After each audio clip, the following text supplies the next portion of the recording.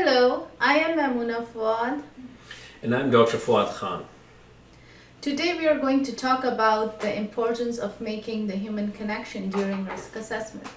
Psychiatric interviews have a surface content, but there's a lot of deeper content that can make a seemingly simple interview become an alliance building therapeutic interview. When talking specifically about suicide, even though there is more awareness and more resources and checklists after checklists, we are still struggling with a rising statistic here in the United States and globally as well. Are we missing something? In search of a perfect checklist and a flawless biological marker, have we lost the skill of establishing a human connection? So let me begin with a small story. I had completed my residency training at, Brigham and Women's Hospital in Boston. I had returned to live in Pakistan. I lived there for about 9 years, and then I went to live for a short time in New Zealand. And then I came back to Beth Israel Deaconess Medical Center in Boston as an attending psychiatrist. So, having lived in these countries where litigation didn't drive clinical science, I felt quite dismayed how our residents here in the US and medical students were under pressure of covering themselves rather than freely interviewing patients. It was very stark and prominent. The two terms SI and HI seemed to dominate these interviews.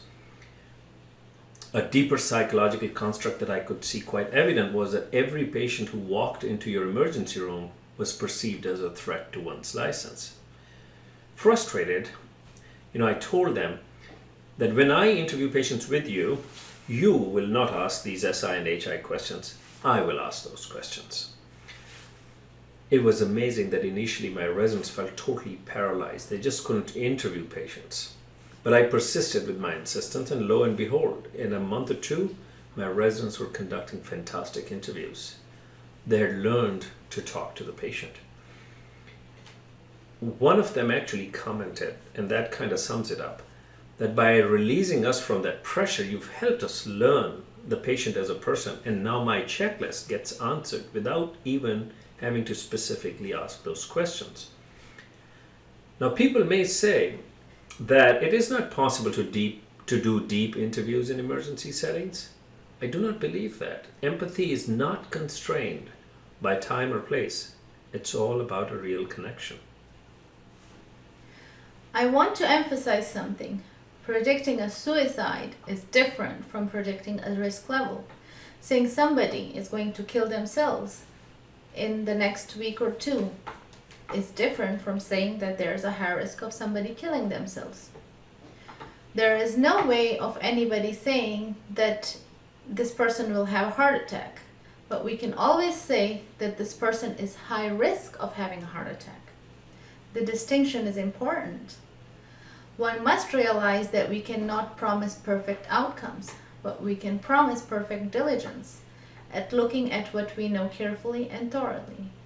Human mind is so complex that perfect answers are never easy.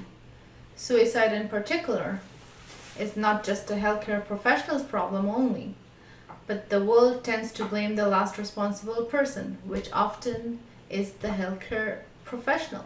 The hospital, ER, or the psychiatric provider often becomes the only culprit when a suicide happens, while people forget the role of culture, society, political conditions, oppression, pandemics, absence of family support, failure of understanding by employers, teachers, co-workers, etc. All of this is forgotten that had contributed, and the finger is pointed only at the professional for not being able to undo all that in one sitting. In addition to all of this contributing factor, the patient may also not be compliant, leaving the professional all alone with everybody against them. Under such pressures, we often lose our confidence and focus. We feel that our skill is not an objective reassurance, and so we focus less on our skill and the art of human connection and more on algorithm, checklists, and lab results. They are very important, but they're not a replacement of the good skill. A true human engagement and empathic conversation builds a therapeutic alliance, which is key to understanding a patient, and even that can convert a therapeutic alliance into a therapeutic interview. Our patients have personalities, identities, pronenesses, and resilience. People have patterns, people have sensitivities. People break down differently under different pressures. Some cannot handle, for example, the absence of a loving, accepting, nurturing relationship at all times, the death of a loved one, the walking out of a spouse, the rejection of a lover, all can break them apart. There are some who actually handle these kinds of situations much better than the others, but a narcissistic injury can bring them down. For example, not being accepted at a school, rejected for promotion, or insulted in front of somebody that mattered can lead to a significant breakdown. People may become suicidal for different reasons, but they typically have certain patterns, and you have to find out.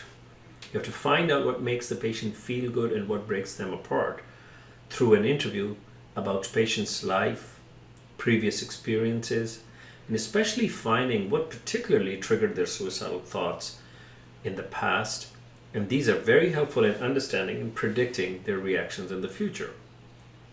You also have to notice their body language, their ambivalence, the pregnant pauses, the avoidance of certain content, and most importantly, for listening for what wasn't said. These are all parts of your skill. Engaging with a patient in a matter-of-fact, earnest, and a connected way in which the patient leaves with an experience that this person truly was interested in me, truly was interested in understanding me, that is the greatest gift of your skill that you can give to your patient.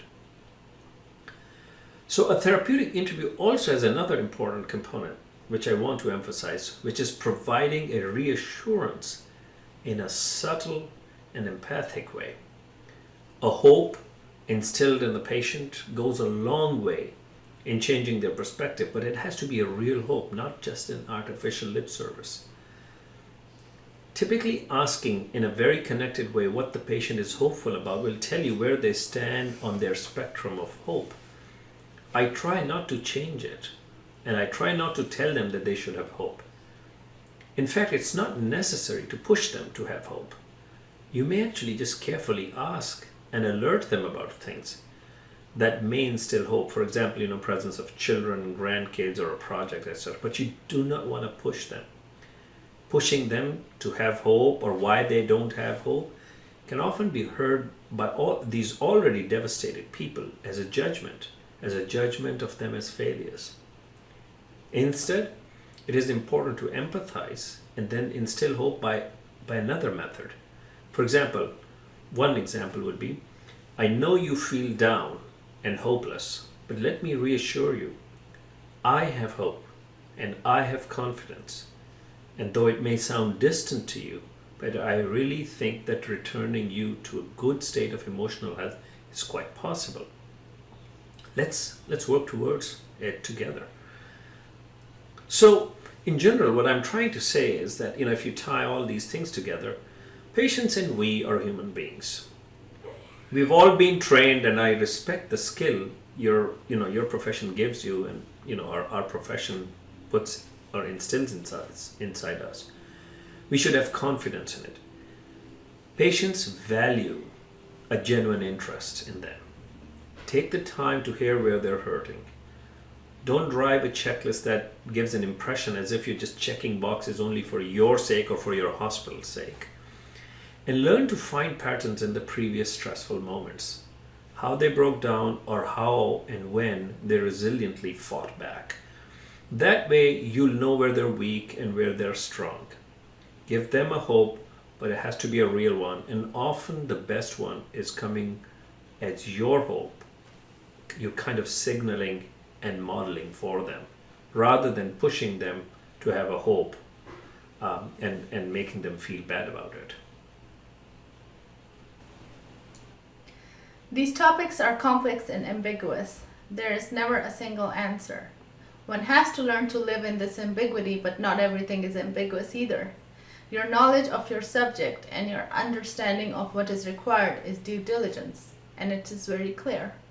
You can do that, and you must. We thank you for listening to us. Thank you very much.